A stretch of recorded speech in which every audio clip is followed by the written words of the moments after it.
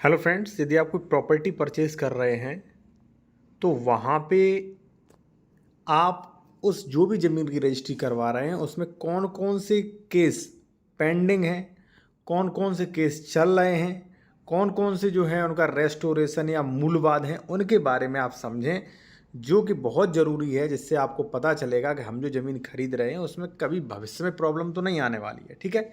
और मैं कहूँगा, यदि आप किसी भी मैटर पे कंसल्टेशन जो लोग करना चाह रहे हैं या जो लोग डॉक्यूमेंट वेरिफिकेशन करवाना चाह रहे हैं कि प्रॉपर्टी सही है कि नहीं, कोई डबल रजिस्ट्री अंशेद विक्रय तो नहीं है, तो कॉन्टैक्ट नंबर वीडियो के डिस्क्रिप्शन में मेंशन किया गया साथियों। सबसे पहले मैं आपको बता दूं कि देखिए, जैसे मान लीजिए आप प्रॉपर्टी परचेज कर रहे हैं, ठीक है?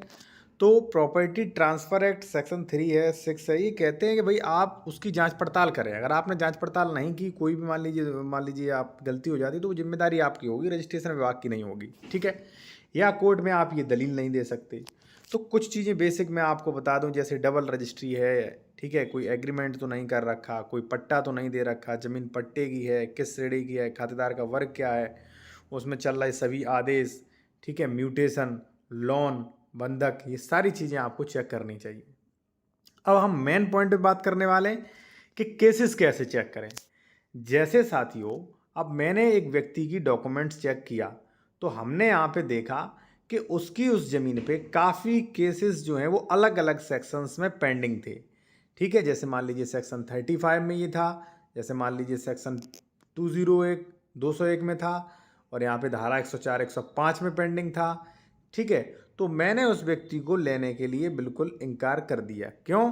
क्योंकि इसमें कुछ जब मैंने ओपन किया उन्हें, ठीक है, कुछ तो मूल बात थे, कुछ रेस्टोरेशन भी थे, तो ये ज़मीन कहीं ना कहीं विवादित थी, और अगर ये व्यक्ति खरीद लेता तो आज नहीं तो कल इसको प्रॉब्लम होनी थी, ठीक है? तो चलिए हम आदेश पढ़ाते हैं कि देखिए इनसे क्या निकल के आता है सामने, वो आप समझें। और देखिए, जो हमारे जूनियर एडवोकेट हैं, आप ज़मीन की बेहतर जानकारी रखना चाहते हैं तो आप हमारा ये ई बुक ले सकते हैं, इसका स्क्रीनशॉट ले लीजिए आप, ठीक है? ये कोर्ट एवं ड्राफ्टिंग नियम ई बुक है। इसमें आपको स्टे, आदेश स्थगन, दाखिल खारिज रुकवाने हेतु सीमांकन, संशोधन, कब्जादारी की बेदखली, घोषणात्मक वाद, कैविएट, बंटवारा, मकान का बंटवारा, वसीयत, प्रोविट, ये सारी चीज़ें आपको मिल जाती है, जैसे घरेलू हिंसा, जमीन विवाद, ठीक है, सेल डीड कैंसिलेशन, तो सारी चीज़ें इसमें मिल जाएंगी। सभी के फॉर्मेट मिल जाएंगे कि न्यायालय में आप कैसे दावा करें, नियम भी मिलेंगे, ठीक है? अगर आप लेना चाहते तो स्क्रीनशॉट ले सकते हैं, व्हाट्सएप नंबर ये दिया गया है। सीधा आते हैं टॉपिक पर। जैसे हमने केस देखा, हमने देखा 104 105, जो कि काफ़ी गलत धारा है। ये केस चलने का मतलब बहुत ही गलत है।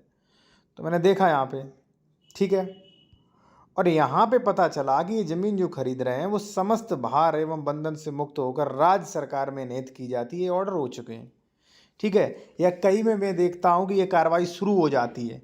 तो ये कार्रवाई शुरू होने का मतलब है कि 99% ये ज़मीन जो है उसके हाथ से अब चली जाएगी, ये ज़मीन पैसा बर्बाद होने वाला है।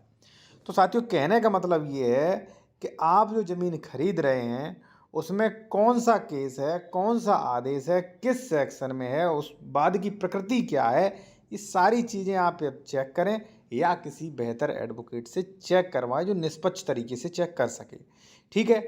मान लीजिए 104 105 का आपका चल रहा है, आपने खरीद लिया, आपका 99% में बताता हूँ पैसा बर्बाद होगा।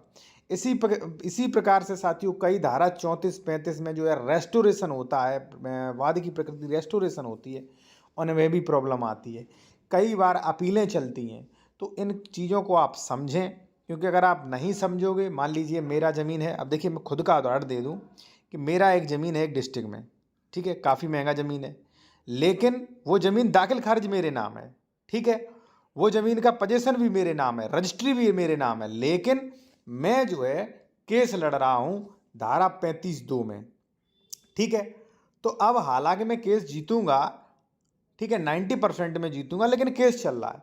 हो सकता है 10, मैंने आपको बेच दी आज, ठीक है, आपने खरीद लिया आंख बंद करके, लेकिन अगर मान लीजिए 35(2) का केस चल रहा है, हमने बेच दी जमीन, हम कर जाएंगे लापरवाही, ठीक है? भाई मैंने तो बेच दी, मैं क्यों 35(2) का केस अब ज़्यादा देखूं, ठीक है ना? तो अब ये चांसेस हैं, हो सकता है 50-50 हो जाए। और अगर ये केस में हार गया, मान लीजिए आपने खरीद लिया, आपने भी पैरवी नहीं की, ध्यान नहीं दिया, हमने तो पैरवी की नहीं क्योंकि मुझे तो पैसा मिल चुका, और ये केस हार गया, तो ये ऑर्डर किसके पक्ष में हो जाएगा?